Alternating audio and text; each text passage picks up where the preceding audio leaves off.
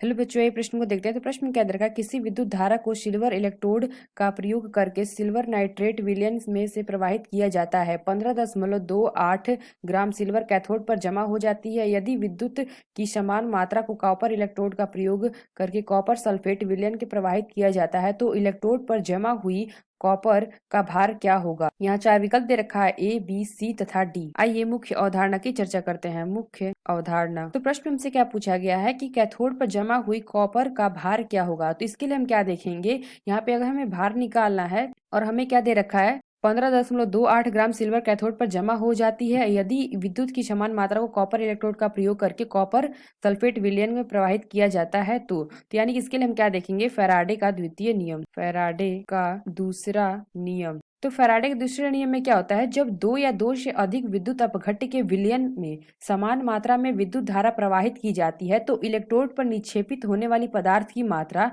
यानी कि W, ये हमारा समानुपाती होता है किसके, रासायनिक तुल्यांक ई के, यानी कि W समानुपाती ई। तो इसमें हमने क्या देखा था कि जब दो या दो से अधिक विद्युत अपघट्य के विलयन के समान मात्रा में विद्युत धारा प्रवाहित की जाती है। तो अगर हम प्रश्न में देखें तो यहाँ पे हमें क्या दे रखा है, सिल्वर नाइट्रेट और हमें क्या दे रखा है, कॉपर सल्फेट। कॉपर सल्फेट विलयन से प्रवाहित की जाती है। इससे क्या पता चल रहा है हमें कि कैथोड पे क्या जमा हो रहा है, सिल्वर जमा हो रहा है। तो यानी कि हम क्या कह सकते हैं, यहाँ पे हमारा क्या हो जाएगा, डब्ल्यू ए जी समानुपाती क्या हो जाएगा, ई ए जी के, और हमें क्या दे रखा है, कॉपर, यानी कि हमारे क्या लिख सकते हैं, डब्ल्यू सी यू, ये हमारा क्या समानुपाती होगा, ई सी यू के। इसको हम क्या मान लेते हैं, एक समीकरण मान लेते हैं, इसको हम दो समीकरण मान लेते हैं। इसको हम क्या लिख सकते हैं, इसको हम लिख सकते हैं डब्ल्यू ए जी बटे में क्या, डब्ल्यू सी यू बराबर क्या लिख सकते हैं, ई ए जी बटे में क्या, ई सी यू। तो प्रश्न में क्या दे रखा है, प्रश्न में हमें दे रखा है 15.28 ग्राम सिल्वर कैथोड पर जमा हो रही है, यानी कि हमें दे रखा है डब्ल्यू ए जी बराबर क्या दे रखा है, 15.28 ग्राम। तो ये हमारा आगे क्या, डब्ल्यू ए जी का मान, और हमें क्या दे रखा है,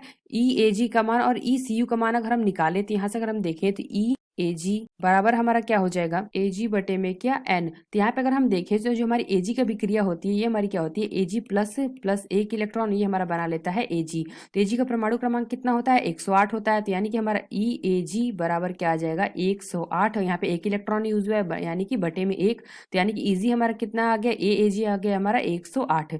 वैसे अगर हम देखें तो ई सी यू का निकालेंगे, तो ई सी यू बराबर अगर हम निकालें तो यहाँ पे अगर हम देखें तो जो हमारा क्या होगा, एम सी यू बटे में क्या हो जाएगा, एन। तो यहाँ पे सी यू का भी क्या देगा, सी यू टू प्लस से क्या होता है, 2 इलेक्ट्रॉन, और ये हमारा बना लेता है सी यू। तो यहाँ पे एन कितना आ गया, 2 आ गया। तो यानी कि हम यहाँ पे इसकी वैल्यू रख दें तो ये हमारा आ जाएगा, सी यू का हमारा होता है 6 3.5 बटे में क्या होता है हमारा 2। तो ये हमारा आ जाएगा क्या, 31.75, ये हमारा आ जाएगा कॉपर का, और ये हमारा क्या आ गया, एजी का। तो यहाँ पे जो ये हमें सूत्र दे रखा था इसमें अपनी वैल्यू रख देते हैं तो ये हमारा क्या हो जाएगा, अगर हम इस वैल्यू में रखें, यानी कि हमारा क्या दे रखा था, डब्ल्यू ए जी बटे में क्या था, डब्ल्यू सी यू बराबर ई ए जी बटे में क्या था, ई सी यू। तो यहाँ से इसकी हम वैल्यू रख देते, यहाँ पे हमने देखा कि जो हमारा डब्ल्यू ए जी, यहाँ पे डब्ल्यू सी यू निकालना है, तो डब्ल्यू सी यू बराबर अगर हम रख दें तो यहाँ से अगर हम देखें तो डब्ल्यू ए जी हमारा कितना आया था, डब्ल्यू ए जी आया था 15.28 बटे में क्या हो जाएगा, डब्ल्यू सी यू बराबर ई ए जी हमारा कितना आया था, ई ए जी हमारा आया था 108,